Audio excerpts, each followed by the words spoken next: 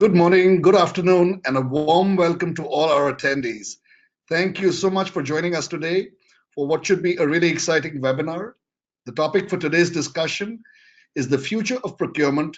Why is technology lagging behind? My name is Ajay Agarwal. I'm co-founder and chairman at Sirion Labs and your host for today. Before we get started, here are a couple of housekeeping items. Webinar slides and the recording of this webinar will be emailed to attendees, and we request you to enter all your questions in the chat panel on the webinar panel.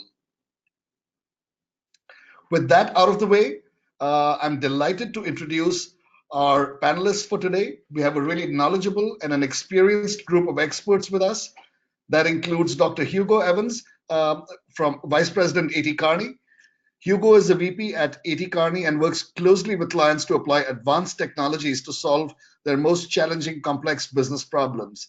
Serving as a procurement technology subject matter expert, Hugo helps clients plan and implement digital procurement strategies. Paul Martin is a supply chain expert with Forbes. He focuses on supply chain and the logistics domain at Forbes Media. He has appeared on Fox News, CNBC, and MSNBC as an expert panelist and has been quoted on several supply management topics in the Wall Street Journal, Reuters, USA Today, Fox News, CNN, and several international media. So welcome, Paul. From ICCM today, we have their top two leaders, Sally Hughes, the CEO. She is an experienced and accomplished commercial and contracts management professional, having held senior commercial positions at a range of corporate and multinational organizations. Sally is passionate about enabling business efficiency and growth through contracting and commercial excellence. So welcome, Sally. And Tim Cummins, the founder and president at ICCM. In his role as president of ICCM, Tim works with pretty much all the leading corporations, public and academic bodies, supporting executive awareness and understanding of the role that procurement, contracting, and relationship management increasingly play in 21st century business performance and public policy. Prior to ICCM, Tim's business career has involved multiple industries and involved executive roles at IBM. And with that, I welcome all of the attendees. And I'm going to now hand it over to Sally and Tim to kick off today's seminar. Sally and Tim. Ajay, thank you very much indeed. And we are delighted to be joining you today on a topic that is incredibly important, technology in the context of procurement. And you will know, Ajay, I'm sure from hearing ICCM, hearing Tim and I speak and the research that we undertake, that we very much feel that technology in this space is no longer a nice to have, but absolutely a need to have for organizations that wish to remain competitive. But where have we found ourselves today? I think as the networked world becomes so much more sophisticated, we see new technologies and new forms of relationship emerging, and that means there's far more pressure to drive greater value. But unfortunately, we've got a set of tools that are really not fit for that task. What we've been focused on for so many years, what organizations have been focused on for so many years, has been inward-looking tools, really based around an era of low price and commoditization. And there is increasingly new technology that's available to support procurement and contract management, but our research suggests that most people are really dissatisfied with what they've implemented to date. There's a multitude of choice, but many technologies underperform, and there are many varied reasons for that, on both sides. Relationships are becoming increasingly complex, and it is absolutely the case that the technologies haven't been appropriate to support those relationships. And now procurement is really being pushed to move from to a different measurement place. away from price and compliance, and very much more being measured on an ability to deliver sustainable value. And we would also say, and do also say, that technology is ripe in this space. Much of procurement, many existing activities in procurement are very repeatable, and as such, ripe for replacement by automation. So, Tim, in a digital age, procurement needs new and different tools. Indeed so. Just moving on to our next slide. What does that mean? Well, it means essentially that we need to think about the role of intelligent technology and how that can support us in meeting the new and redefined needs of the business. One key aspect of that, I think, is that we do need to think about technologies as business technologies, business applications, not functional applications. The function is there to serve the business, and the technology it uses must integrate effectively with the business. That challenge of integration is in fact one of the major reasons that we see many relatively low user adoption rates. Very often, technologies have been imposed in the interests of a particular function rather than taking full account of user needs and user benefits. If users, for example, cannot extract and extrapolate useful data flows that really help them to be more efficient and more effective, then they are going to be resistant to the adoption of a new technology. But I think the other fundamental point here is that we're looking today at those intelligent technologies that drive the valuable data, not only at a transactional level, but across the portfolio of contracts and relationships within a business. We need technologies that don't just report on problems and support reactive blame allocation or penalty extraction. We need technologies that really do support a proactive approach of anticipating and acting upon problems, whether they're occurring again at that transactional level or whether these are issues that are occurring repeatedly across transactions. Ultimately, procurement needs to take a role and some responsibility for performance across the entire life cycle of contracts and relationships, not just up to the point of contract signature. They also need to have visibility no longer just of individual supplier performance, but increasingly, of course, across supplier networks, whether that's the supplier and their subcontractors or the interdependent group of suppliers that often are performing on a particular program or project. And finally, procurement needs technology that enables decision-making by others. Procurement needs to move away from its review and approval role into thinking about technology as a true business enabler, which they have responsibility for overseeing and implementing. So with that, we can maybe move to the next slide and talk a little bit about the implications, Sally, that that would have on how do organizations go about assessing and evaluating technology? Yes, and we've referenced a piece of research from ICCM in this particular slide. And the reason we've chosen this, our 10 pitfalls to avoid in contracting, is to demonstrate the breadth of the contracting life cycle and that value erosion can occur at many different points in that life cycle. So it's really important to review the whole process when you're considering implementation of software to drive improvements. And I think fundamentally what this slide is telling us is that there are three key areas that we need to focus on. Speed. I mean, the first point here talks about ease and speed of implementation. People don't want to wait nowadays. There is a growing need to implement solutions quickly and efficiently and to achieve that return on investment. So speed is really, really important.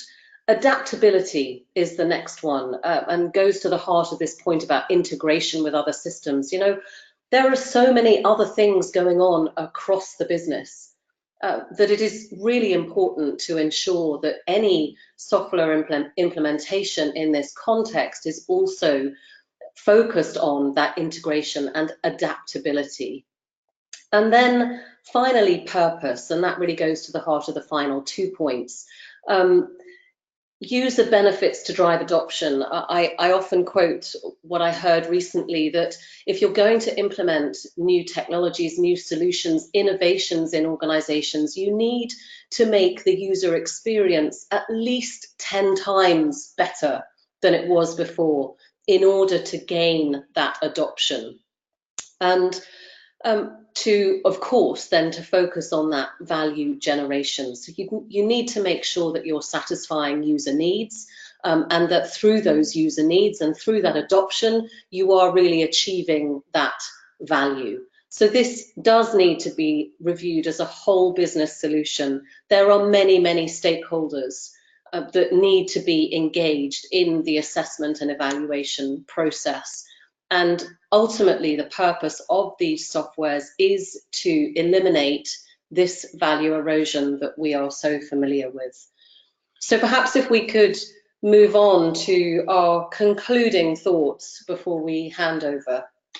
Indeed, thanks, Sally. Yes, so that point about supporting collaboration and enabling value is, of course, all in the context of the great uncertainty we operate in. Our world, obviously, is one where we often don't seem to know from one day to the next what new technology may intervene, what new geopolitical circumstances may arise, what trade tariffs could emerge, etc., etc. So there is a great deal of uncertainty, which of course goes to the heart of that adaptability that Sally was talking about. But the adaptability is not just within our own organization. The adaptability is in the relationships we have with our supply base.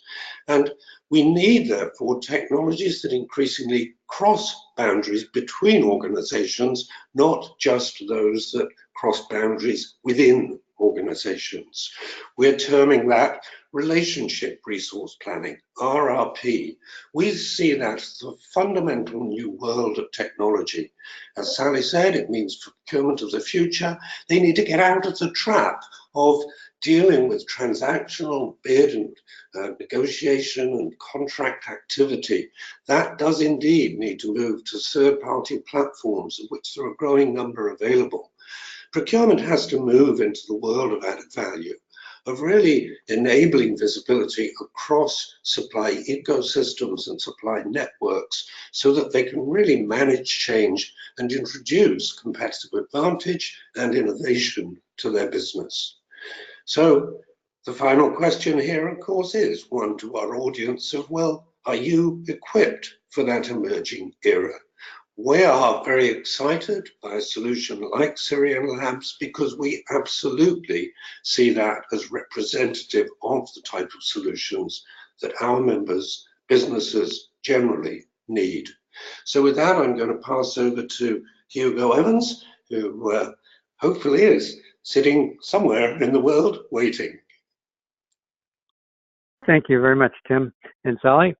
So I'm going to start with a little bit of background on A.T. Kearney. I promise not to go too long, but just to give everybody a level set on who we are. We are a global consulting firm. We work across industries, geographies, functions, and essentially we are a traditional high-value management consulting firm. If you go to the next page, we, however, are forced to think we're the clear leader in procurement, and so we take that, and we're proud of that.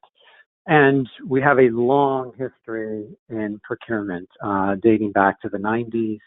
We've had a lot of innovations over the last 30 plus years around procurement. Strategic sourcing came out of A.T. Kearney, and we run every year the assessment, or every couple of years rather, the assessment of excellence in procurement, our AEP study. There's always a lot of great data generated about the state of procurement in that. And then we have the purchasing chessboard, which is a strategic way to set up and execute procurement. And a couple other market-facing ways to approach procurement. And I just put this slide up to set the context that we spend a lot of time in procurement, and we have a ton of experience in it. And it's what we are known for. We're known for a lot of things, but we are really known for procurement, which then leads to the future of procurement. So one of my colleagues, Stephen Eason, and I, and a group of us within the procurement group, we set out to chart what we think the future of procurement is going to look like. And so over the last probably 10 months, we've written what is going to be 9 white papers on the future of procurement. It's technically 8. The 9th one is just all of them combined. And so what we're looking at are what are the key trends and what that we see that are really going to fundamentally change procurement. And I'll talk about each of these. But and you can see that it's technology, it's talent, how the CEO should interact with the CPO, and future directs. And so these are all available on our website, or you can find me on LinkedIn, and they're posted on my profile. But today we're going to talk about the one which I wrote, or which we wrote about the future of procurement technology, because that's really what, that's the point of this talk today. But essentially, in a nutshell, procurement up to this point, procurement technology has been an abject failure. And we know this because about 2 years ago, we started getting a lot of inbound requests from our clients saying, hey, we have such and such tool, it doesn't work as promised, our users don't use it, they hate the experience, and it's just been a colossal failure. And they'll have spent millions of dollars on these procurement systems that don't deliver what they were promised. And so essentially, that's the premise of that paper. And so building off of that, and if we go to the next slide, there are some themes that we can pull out. And not only have suite providers by suite providers, I mean ones that do all, end-to-end procurement technology, and I'll get more into that in a second. But essentially, they're changing too. And Taurus has gone out of business. Ariba's changing where they're going. Coupa and Zycus and Determine and Jagger, they've all made a lot of acquisitions over the last few years. And, there's been a lot of movement in that space. So that there's what the providers are doing, the suite providers are doing. Then there's the consumerization, right? We get asked the question, well, why isn't procurement just like Amazon, right? And it's no surprise that Amazon now has a business offering. But essentially what users want is the Amazon experience. I can go, I can pull out my phone and order, goodness knows what, and have it delivered. And the beauty about Amazon is I can have full transparency into what Amazon thinks is the best offer, what, the shipping and, warranty options are, and it's giving me all that information. Most of these, traditional systems don't give me that. So if you have this experience at home, if your business users are using Amazon at home, and then they come into work and it's an archaic, difficult to use system, that creates a problem, and that creates noise. And we've seen this digital revolution happen with IT, because people have iPhones, they have iPads, they want to be able to use these great, really slick devices, and when you come to work, not be impinged by whatever corporate controls. So that's, another driver. Disruptive offerings I talked about.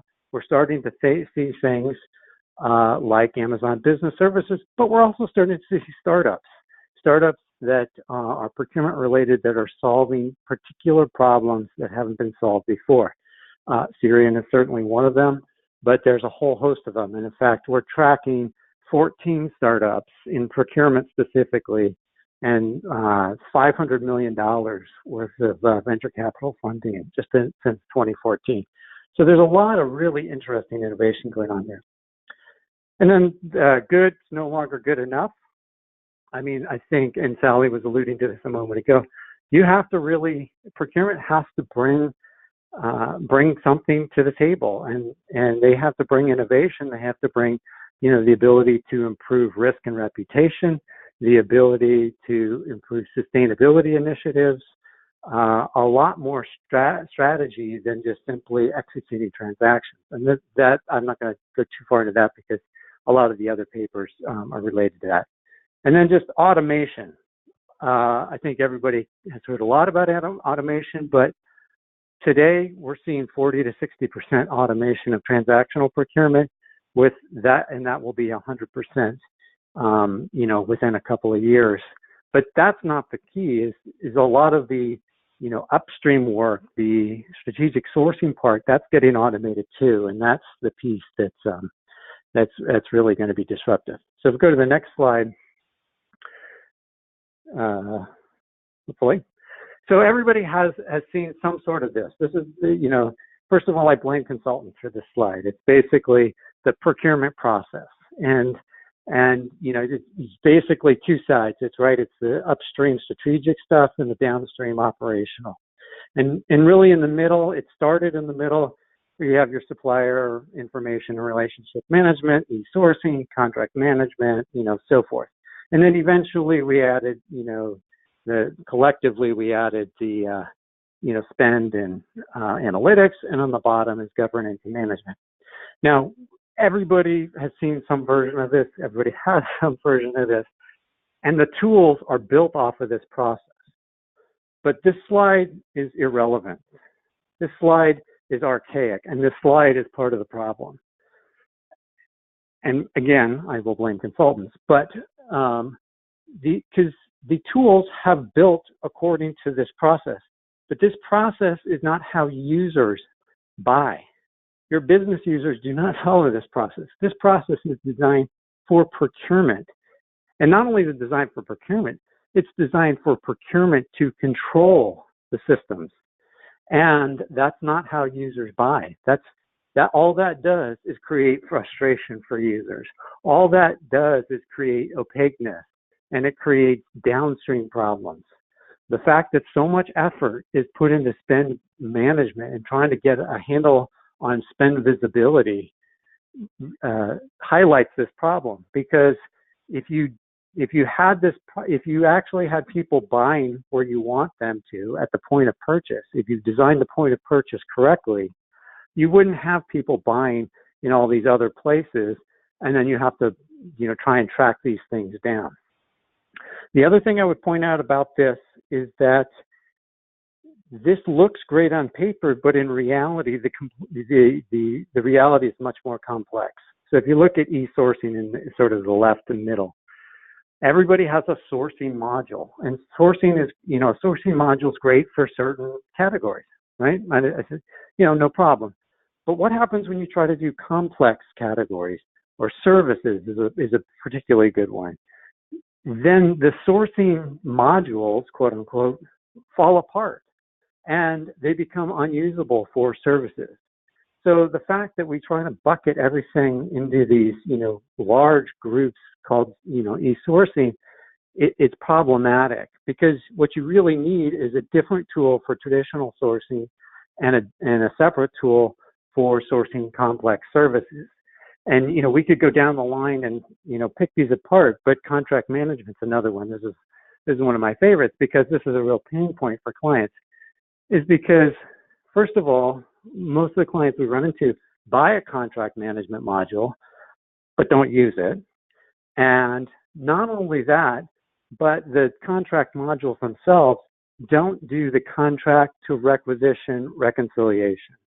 And that's really the key requirement, if you think about it, because you want to know what you contracted versus what you paid. So all the focus on contract authoring and contract repositories is essentially irrelevant. And that nuance and the nuance of sourcing services, that gets lost in a slide like this. And so if you just go forward one slide, these are the tools that you see today, and they fit, and there's some that are missing, there's some that but the logos on the page don't really matter. What you're seeing is these tools that fit into these rigid categories, but they are limiting. And so what we're proposing, and if you go to the next slide, is to break up the processes and move to a much more dynamic, microservices-driven way of an architecture. And why this is important is because you start to break out the function, say services sourcing, as I was talking about, smart contracts, bot sourcing, e-sourcing, P2P. And it doesn't mean you dump all your existing systems. It just means this is the model that we're moving towards. And part of the reason we know this is other industries have already moved there. The financial institutions have adopted this, a number of years ago. Most of the tech companies build all their platforms this way. Procurement is the one that's behind. Oh, well, not behind necessarily. I don't mean that pejoratively, but procurement is, next to make this evolution. And what happens, and what's great about this, and what's exciting about this, is when you start to break these pieces up and look at them in individuality, then it starts to make a much better user experience. And I'll come back to the user experience in a moment. But one thing I would point out, because everybody looks at this and imagines the complexity, especially if you've dealt with integrations with systems. And in this new, microservices, ecosystem, what you get is the onus is on the vendors to make seamless integrations. It's not like you buy a tool and then you are required to pay for all these integrations. And I'm sure everybody on the phone has lived through painful integration. So in the future, with these, it's basically plug and play. So you might have multiple spend tools, and you might trade them in, and you might use one or trade them out as needed. And you might use one tool for, regular spend visibility and another one for tail spend visibility. And you might add, a new analytics tool, and you might take it out. And so that's the flexibility that you're going for. And if you just go to the next slide, the way you take this journey is you have your as is today. Over time, you'll start to blend in some of these newer technologies. The few examples I've given are good places to start. And then you start to then move towards this future of back to best of breed, and that is connected by this microservices ecosystem. And what you do in the process is you're building your capabilities. You're not making these massive investments. That's been one of the problems, to date, is you've had these massive investments that have not paid off. Nobody's seen the value. And so, you essentially, when you start to adopt these best of breeds, the value becomes very apparent, very clear, and it's part of the value proposition. So you're setting yourself up for a journey, right? And then if you go to the last slide, what this then does is gives a new user experience. And we've talked about this, and this is hard to read, so you can read it later. But essentially, if you look at the top in the red box, that's the business user, and that's the flow that they're going to take through the purchasing process. And what you'll see overlaid in there is the actual systems that underpin that. And procurement's job in the future is to engineer the system so that the users your business users have what they need and they can purchase seamlessly without procurement in the middle, but yet procurement has the right controls, the regulatory compliance, and the value add to use some supply and demand power to help get the best deal for the enterprise. So I would close by saying, when you look at this slide, this is what you want to be designing for. You want to be finding vendors that fit this, and it's charting the user journey. And for those that do design thinking, it's starting with the user in mind. And this is what we spend a lot of time doing now, is how do you re-engineer these systems around the user to give them, as Sally said, the 10x more improved experience. So with that, I'm going to pass it back to Ajay, and thank you. Thank you, Hugo. That was fantastic. I would love to spend more time with you on that last slide. Um, but thank you very much for sharing that view of macro trends from AT Kearney's and indeed from your own perspective. What I'm going to do now is put together some of the thoughts that we've been hearing over the last few minutes and get a little bit deeper on the business side of these macro trends. So the slide in front of you is data coming in from the US Bureau of Economic Analysis and from Forrester. And what it shows is that over the last 2 decades, we've been in the middle of a powerful secular trend cutting across all industry verticals, shifting buying from simple P times Q to more complex forms of buying, and in particular, services. And you can see in some industry verticals, particularly in insurance and financial services, it's almost swung 100% in the direction of complex forms of buying. In other words, there are no situations left in those verticals where it's the prices in the contract, the quantities in the purchase order, and once the shipment of goods arrived, you know you've got the value. If you go to the next slide, here is a sampling of the kinds of complex contracts and services that have been coming into the spectrum over the last 2 decades.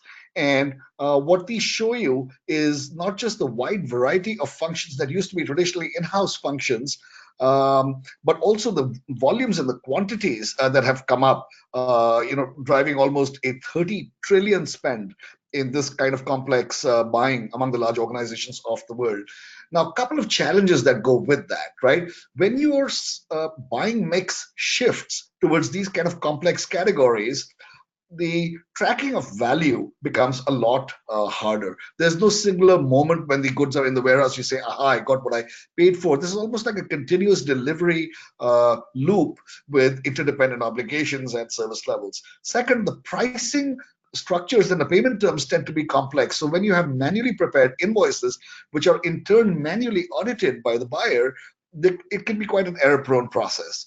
Third, and this is a point that Sally and Tim also made, the relationship element, which used to be a marginal component of buyer-supplier interaction, has now started to surface and become even more important. So action items, issues, claims, disputes, governance body meetings, these are all part of the informal chatter that's happening between these organizations and somehow needs to be navigated to drive the end outcome. Fourth, we're seeing a lot of volatility in these types of contracts, much more than the relatively stable goods and commodities contracts of the 80s and 90s. A recent study by E&Y estimated they're changing as much as 200 times over a 3.5-year duration, which is about 6 times a month. So even if you're one of those methodical buyers who creates a D&O register at the signing of the contract, that's going to be pretty much out of date within 90 days. And last but not least, we're seeing a very siloed kind of reflex kicking in post-signature when the organization comes together as a whole to manage the post-signature phase. So if you go to the next slide, we can see this playing out in a 2x2 quadrant. What I've done here is just try to picture for you the challenge that a buying organization faces, right? So let's say they're buying two types of things: the simple P times Q goods buying, which is at the bottom, and the more complex, kind of like, let's say, the services buying, which is at the top. And then let's break it into two time horizons. One is the challenges that they face before the contract gets signed, and that's your pre-signature phase. And the other is the set of challenges that they face in the post-signature phase. And when you look at the technology and the patent concentrations, you'll see that the bulk of technology and innovation is in the pre-signature goods space. And frankly, most of the deep innovations of this came more than 15 years ago. So that's very much in line. If we could do an intellectual property patent landscape of this technology sphere, it would very strongly bear out what Hugo said earlier. A lot of that innovation happened in the late 90s and the early part of the last decade, and very little, frankly, over the last 12 or 13 years, other than migrating to the cloud. And then on the post-signature side, again, you see a fairly thin representation of goods technology, goods and commodities technology, because frankly, as we said earlier, there isn't that much to do. Once the goods are in the warehouse, you know you've got the value. So there isn't much of a post-signature functional curve. However, moving up and looking at services, you see that services are largely being procured outside of standardized procurement platforms like Ariba and Coupa. That tells you that buyers don't trust their P2P platforms for buying services, because in services, price is no longer the determinant factor. Quality, flexibility, innovation, these are some of the things that buyers are looking for, and frankly, the procurement systems are not geared to deliver those. And then on the post-signature side, that gap becomes even wider, and you start seeing a whole range of tools coming in to manage different elements of the supplier engagement, and we can get deeper on that. So this is sort of a good indication of the gap that evolving buying patterns have created in the technology landscape. Next slide, please. Here we see another way to study that a problem statement. And you see here that the traditional P2P systems like Ariba, Zycus, etc., tend to be rated quite poorly when it comes to their contract management capabilities. Again, a point that Hugo had made a little earlier as well. And that, if you go to the next slide, that is a very strong contributor to why this little blue box sits in this diagram. So if you see the P2P curve as this tilted oval in dotted lines, you will see that a lot of buyers of procurement systems have been stripping out the contract module and backfilling it with a more robust, versatile CLM system that's out there in the market. Because what's coming bundled with the P2P in the form of contract management is notoriously weak and under-engineered. And then if you look on the right-hand side, what you see here is the response to the thinness of the P2P functionality. So the P2P functionality, think of it as a hygiene, which is an inch deep and a mile wide, covers your entire supplier base. It takes you from end to end, giving you the hygiene of onboarding them, due diligencing them, contracting with them, managing their spend, and so on. But the reality, as we just discussed a minute ago, is that a bulk of the spend is concentrated in very few jumbo strategic suppliers. And there, the inch-deep approach doesn't work. One needs to go a mile deep with those suppliers. And that's your tan rectangle on the right-hand side, again, opening up as an unmet requirement. Next slide, please. So these are, again, examples of much of what Hugo has been talking about. Again, a different way to look at this is the white bar, horizontal bar, is your RFP, is your P2P range of functionality. And what that's showing you is the kind of inch deep, mile wide discipline I talked about.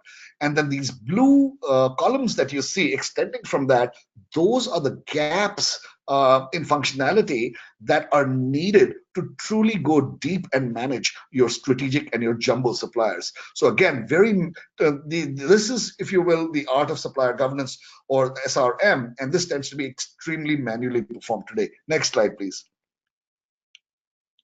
So this is that silo-based reflex that I was talking about, right? On the left, you have your procurement department, and let's say that by an act of good coordination, they're efficiently gathering requirements from the business, designing the portfolio, negotiating with the supplier, taking 6 to 12 months for these large jumbo deals. Fine, done. Now your contract sitting in the repository, legal and commercial, is managing the change and the information inside that. Business is directly interacting with the supplier when it comes to performance, service request, and they're using their own tools like ServiceNow or Remedy for service request management. Then the relationship tends to be co-owned by all the layers. So business, legal, commercial, and procurement are talking to different levels within the supplier to make different types of issues. And last but not least, the poor guy sitting on the extreme right in finance who gets the invoice from the supplier, we really have to ask ourselves, what does that person know about what was promised in the contract versus what actually happened? And that's where the invoice leakage or spend leakage, if you will, tends to happen. Next slide, please. So this is again a different view, a more internal view of what's going on.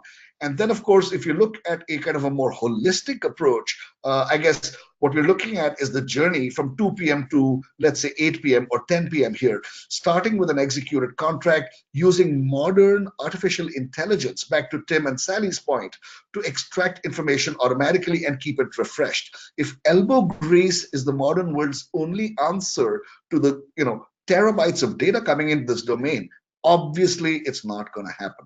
So we have to ask ourselves what kinds of artificial intelligence is available to extract not just the terms and conditions, but service levels, price books, resource units, price adjustment mechanisms, obligations, deliverables, service levels that are sitting inside the contract. Can that be done automatically? Second, can service levels be computed automatically and their accompanying financial impacts like service level credits or earnbacks? Can obligations be monitored automatically and transparently with the supplier real time? Can complex invoices ever be audited automatically? I'm not talking P times Q. I'm talking forecast-based billing, consumption-based billing, outcome-based billing. In these kind of scenarios, can we rely on a system to automatically predict what the invoice should be and use that to audit the incoming invoice? And last but not least, instead of talking on the phone, email, Excel, on the different forms of chatter between buyer and supplier, can we look at blockchain designs to centralize that interaction and to be able to then mine that chatter over time? And then to use these collective dimensions to create a different and a much more robust picture of risk in the engagement rather than the much more hackneyed external creditworthiness of the supplier or the regulatory compliance elements that traditional GRC tools supply, looking at a much more holistic picture of risk next. So this really, if you will, is a kind of vision of the future. And I think a word about Sirion, as we have put these different modules together and gone to market over the last 3 years, I'm pleased to report we're getting significant traction. If you look at the 2018 numbers for Sirion, we've audited roughly a little more than 3 billion in invoices and got close to 10% savings. And by that, I mean the invoice was for $10, our clients paid $9. This is not hypothetical, amounts of discrepancies, but actual hard reductions in the invoice amount. The Sirion network is continuing to grow with the number of suppliers, the TCV under management, and the total amount of obligations, deliverables, milestones managed. So obviously very pleased to be here with all our other speakers sharing some of these developments with you. If you look at the automation side of things, that's another point that I think Tim and Sally really touched on. And that is that if we continue to use or rely on elbow grease to do all the best practices, it will become rapidly, in fact, it has already become overwhelming for Fortune 500 companies. So we have to look underneath the hood of each of these larger disciplines, for contracts, performance, finance, and relationship, and ask ourselves, what are we doing to really automate the activities that we're asking our teams involved in SRM or supplier governance to do? Next. And last but not least, talking about the social enterprise and looking at how our interaction with suppliers fundamentally needs to change. I think this is a point Hugo briefly touched on. But if you look at procurement technology, fundamentally over the last 25 years, it's a back-end technology. You capture data about the suppliers, about your transactions with the suppliers, your spend data. It sits in the back end. You analyze it in the back end. But the reality is that our engagement with external actors has increased during that time frame. The complexity has increased. The need for collaboration has increased.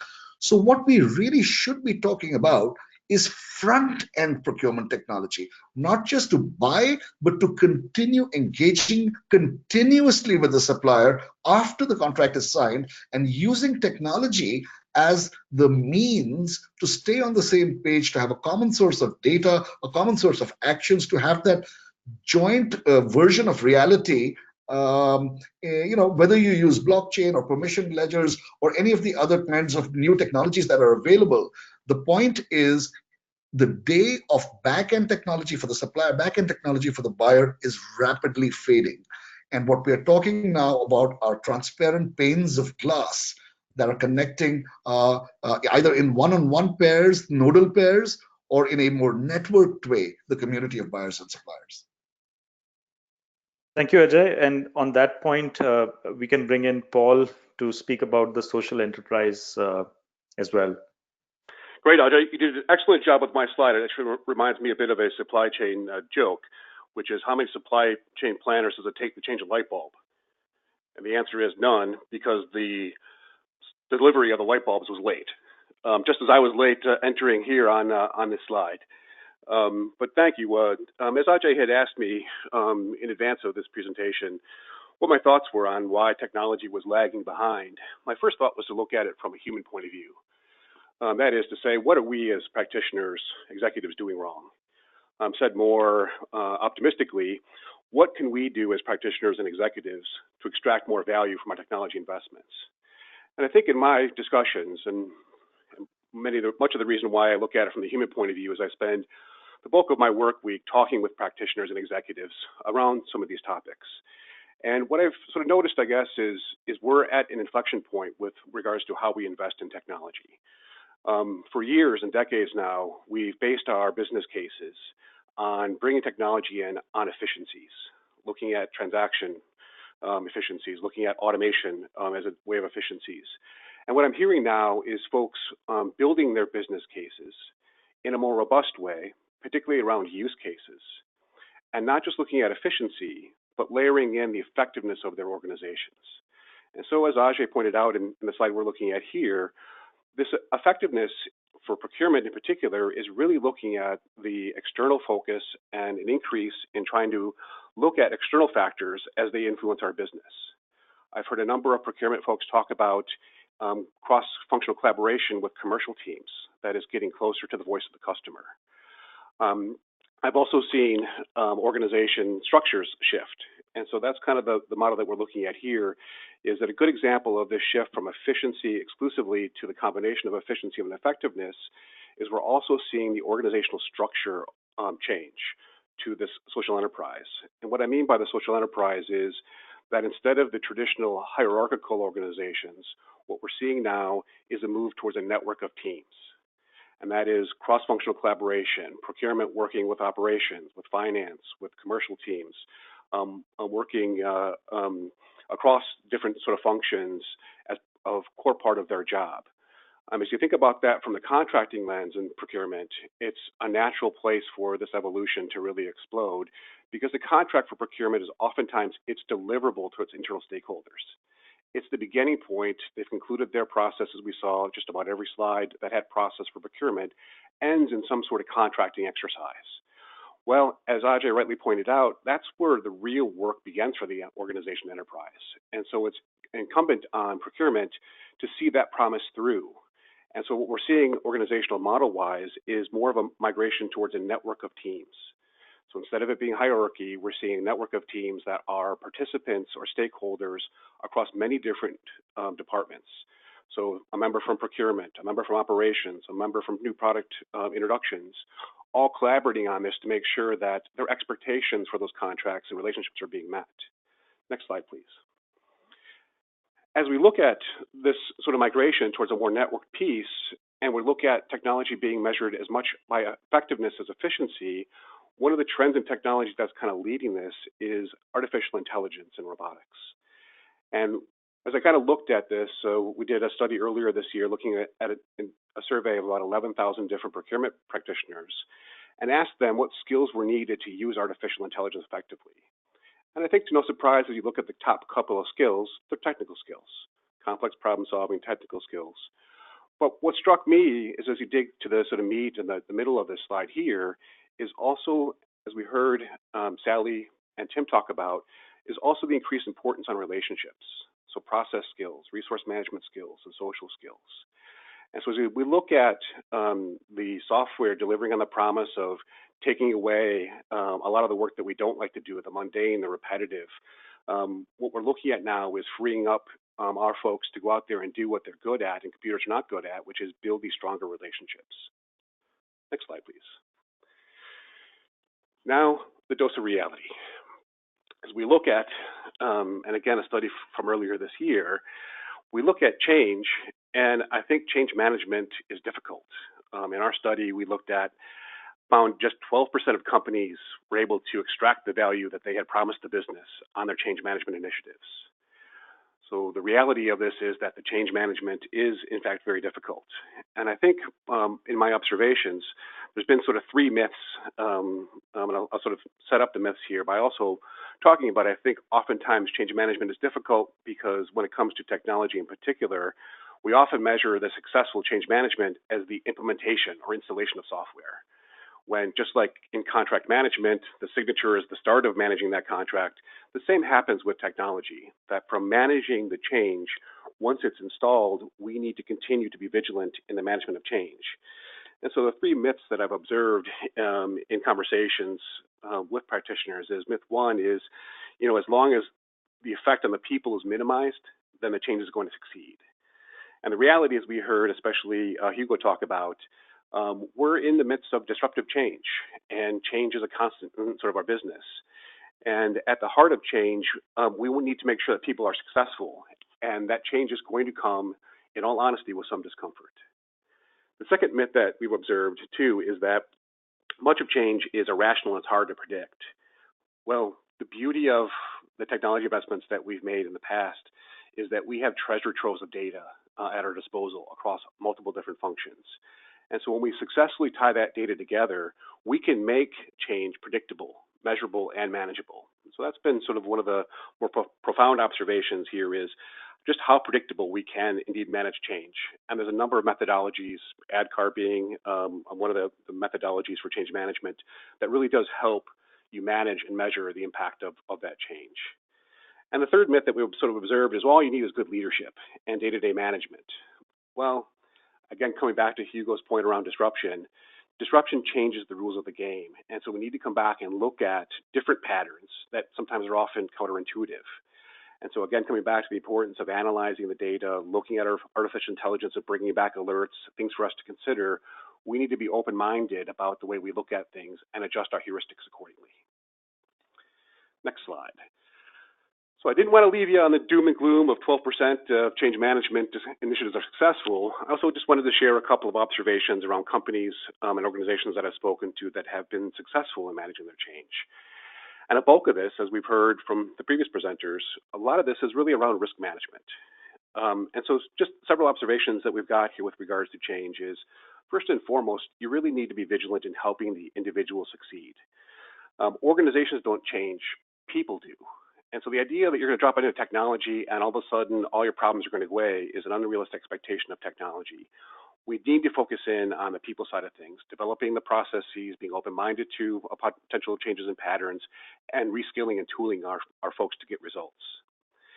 The second point that I've observed is that successful leaders bring that change to life. We're people. We like stories.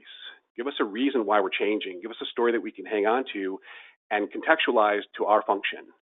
So set a vision and bring that sort of change and future to life with what's to be gained as individuals. The third part is to inspire deep commitment. And this really looks at changing our sponsorship models. Oftentimes what I've seen is changes that were not successful were top-down mandates. Go out and do this, it's an edict.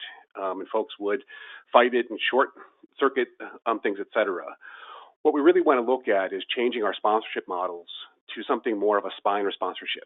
That is, in your hierarchy, have stakeholders at every level inside your hierarchy that are part of that sponsorship organization. They meet as a team, but then when they go back into their teams on the more horizontal angle of things, they can share the discussions that they're having with folks that are up or down their particular ladders. So making that commitment deep, empowering sponsors to go out there and represent the various different organizations is also key. And then lastly would be deliver the value. We need to measure things. That's the beauty of technology. When we set out to deliver against these changes, we need to be able to measure that value in both terms of efficiency and effectiveness.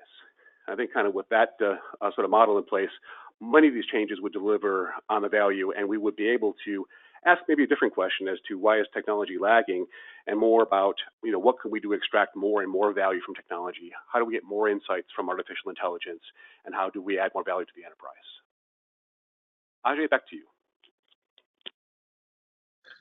Thank you. So with that, I think we've seen a remarkable set of observations from our expert panels.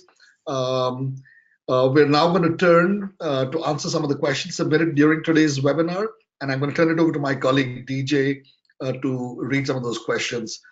Encourage all of you to submit questions to the questions pane in your control panel. DJ? Thank you, Ajay.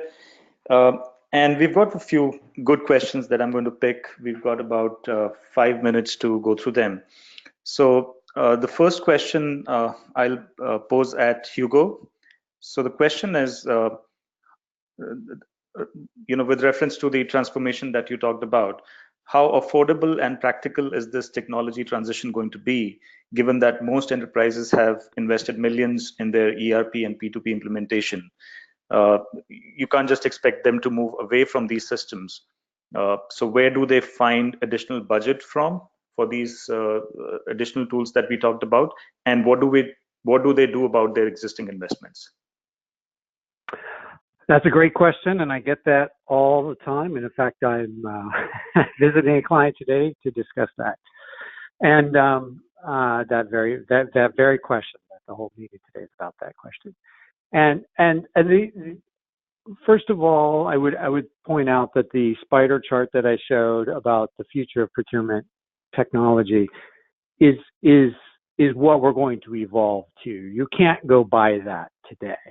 We have a couple clients that are interested in doing that, but it's not off the shelf and ready today. Remember, this is the future. It's a marker for the future. So the question is really, what can you do today to adapt the systems you have and start taking that journey to get there towards the future? Because and it starts with just acknowledging and just that today's systems aren't living up to their potential. Doesn't mean you have to dump them. Doesn't mean you have to be angry at them. It just means that, okay, they're not working as advertised. We made business cases 3 years ago, 5 years ago. We haven't seen the value. Fine. Then we start to acknowledge, and then then we can start to look at, okay, well, what's broken in this, right? I can, off the top of my head, clearly spend transparency, supplier performance management, a lot of the things Ajay was talking about. Those are things you can tackle today. Sourcing services and doing the complex rec to contractor rec to reconciliation. Those are things you can tackle today, and those are smaller, lighter weight. And I think that's kind of the theme that I would echo, is start to move towards these smaller, lighter weight, easy to, they relieve immediate pain points, and they start to show tremendous value.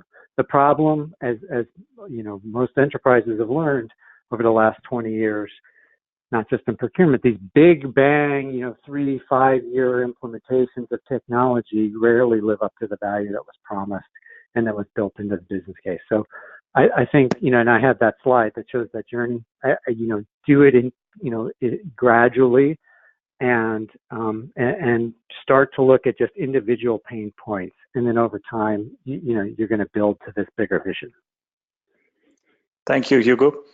The next one I'll pose to Ajay. So the question is that the person who has submitted this, we are about to start our P2P implementation, and everyone in the organization is focused on that. I manage the indirect spend for my organization. That includes services. And I realize that P2P will not address all of my problems. So how do you recommend I build my case to highlight the specific technology requirements for my function? Yeah, that's a great question, and a very common problem. Unfortunately, there tend to be, apart from everything else, not just budget, but resource constraints in these giant implementations. And it's not always possible to do the right thing and implement a deep governance solution alongside the P2P solution, which really is the ideal technique. In terms of building the business case, the two primary vectors tend to be the actual spend leakage coming out of the jumbo suppliers and the automation that's enabled by the technology, quite apart from the compliance and visibility soft value vectors. So yeah, not an easy answer, but to the extent that there is an enlightened procurement leadership, I think a case can be made that these should be done together and not in sequence. Thank you, Ajay. And we have more questions, but unfortunately we've run out of time. So we'll quickly just cover the next steps in the closing slide. So we will be sending you a recording of the webinar today. So look out for that email. And when you close this webinar, you will see a survey on your screen. Please complete that and give us your valuable feedback. And we'll share as we announce new events in the future, we'll share them with you. Please do join us for those events. Thank you so much for joining us today for this webinar, and a big thanks to all the panelists for sharing their insights as well. Have a great rest of your day. Thank you again.